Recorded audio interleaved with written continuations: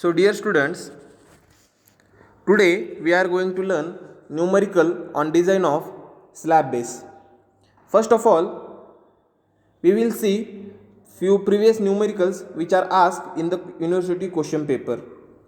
The first question is explain types of column bases and design the slab base for the column of ISHB 350 about 67.4 kg per meter supporting a factored axial load of 1200 kilonewton and the grade of concrete is M20.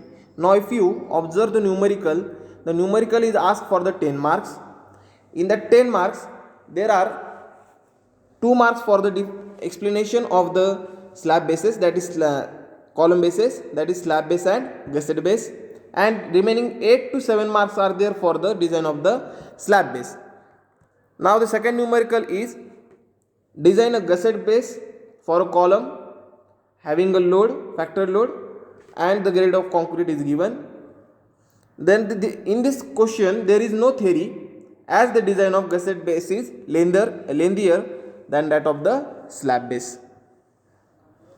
Then again the same type of question, design the slab base for ISHB, the factor load is given, and here they have restricted the width of the base plate, that is 410 mm. Then again the same type of numerical, that is we have to design the slab gusset base for a column.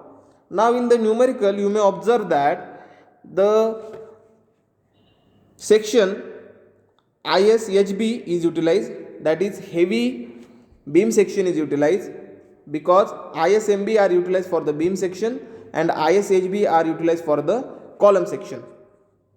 And along with it they have mentioned the weight of the section. Now why they have mentioned the weight of the section? The reason behind it is that in the steel table we are having the same section depth with different unit weight. So to avoid that confusion, which section which we have to utilize for the design, they have specifically mentioned the unit weight of that section.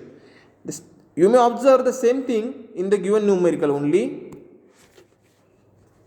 Here they have mentioned ISHB about 72.4 kg per meter, and here ISHB 350 about 66.1 kg per meter. Now the numerical, explain types of the column bases and design the slab base for a column ISHB 350 about 67.4 kg per meter supported by the factored axial compression load of 1200 kilonewton. Consider the grade of concrete as M20. If you observe in the numerical, they have the load is directly given as a factored axial load, so no need to multiply it by a multiplication factor, that is factor of safety. So the given data, the step number 1 is we have to write the given data. Factor load of 1200 kilonewton, FCK is 20 MPa, the column is 350 about 67.4 kg per meter. Now from the steel table we have to write down the properties of the section, that is the depth of the section H is 350, width of the flanges is 250 mm, thickness of the flange is 11.6 mm, the thickness of the web is 8.3 mm, and R1 is equals to 12 mm, that is root radius 1.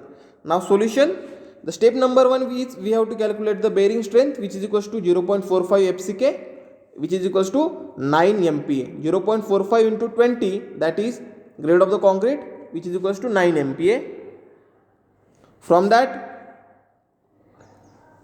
we have to calculate the area required. Area required is equals to PU divided by bearing strength. So here we have got the area required for the section. Now from the area required we have to calculate the size of the base plate. Now we are assuming the length of the base plate. Length of the base plate is equals to 350 plus 4 times the edge distance. Now here what is 350? 350 is nothing but the depth of that section. So 350 into 1.7 into 22, which is equals to 499.6 mm. Now approx, which is equals to 500 mm. Then from the length of the base plate, we have to calculate the width of the base plate, which is equals to area divided by the L, and the width of the base plate is 350 mm. So we have to use the size of the base plate as 500 by 350.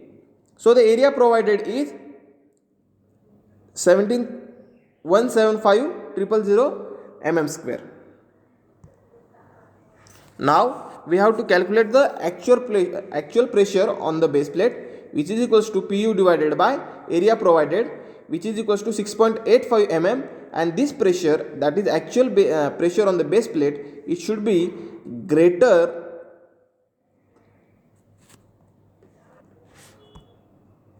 Next, we have to calculate the projection behind the face of the column, that is small a and small b. If you observe in the diagram, small a is along the L and small b is along the B. Now small a is equals to 500, that is the L, minus 350, that is the H, divided by 2, as this projection is on the both the side. Similarly, small b is equals to 350 minus 250. 350 is capital B, that is width of the base plate, and 250 is BF, that is the width of the flanges, divided by 2, which is equals to 50 mm. And according to the formula of IS 800 2007, TS is equals to under root of 2.5 into W into bracket A square minus 0.3 B square into bracket gamma m0 divided by Fy, and gamma m0 is partial factor of safety.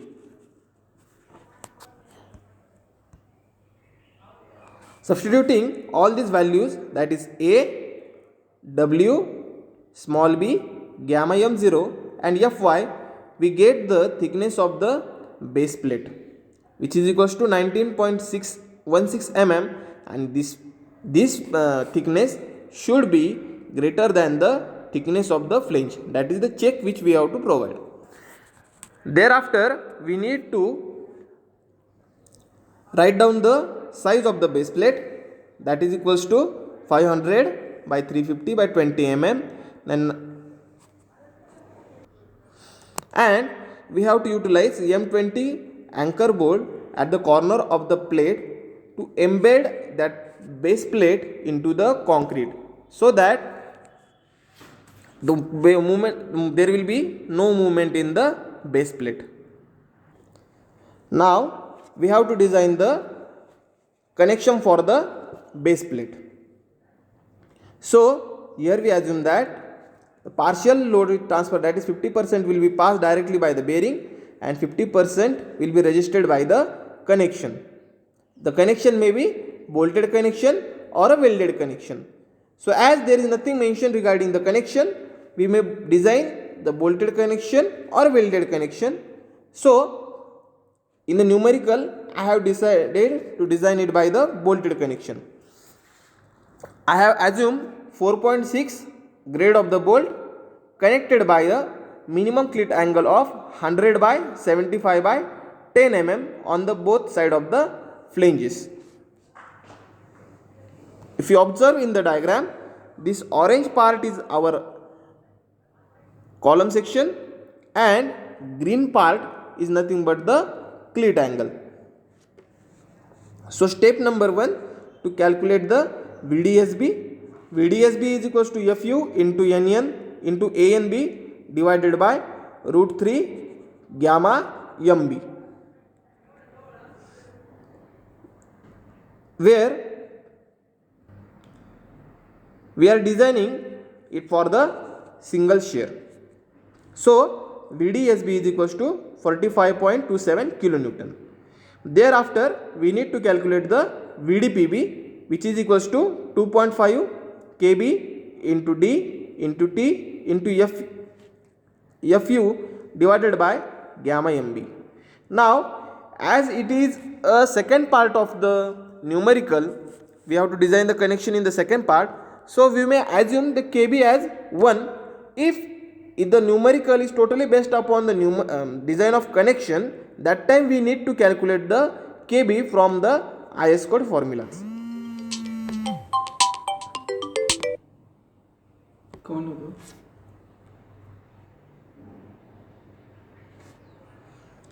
Then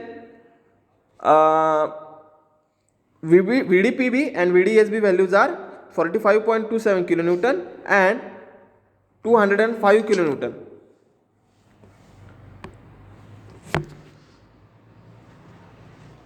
Our number of bolts are calculated by 0.5 into 1200 divided by the minimum value of VDSB and VDPB. Now, why we are multiplying the 1200 by 0.5? That is because we have assumed that 50% of load will be transferred by the connection. So here number of bolts are 13.25, which is equals to, on a safer side we are assuming it as a 16 number of bolts. So provide M20 bolt of 4.6 grade, 4 bolts in the each row as shown in the numerical diagram. 4 bolts are provided in on each side, 1, 2, 3 and 4. So in this way we have completed the numerical on the design of a slab base. In next lecture we will be studying the numerical on the design of the gusset plate. Thank you.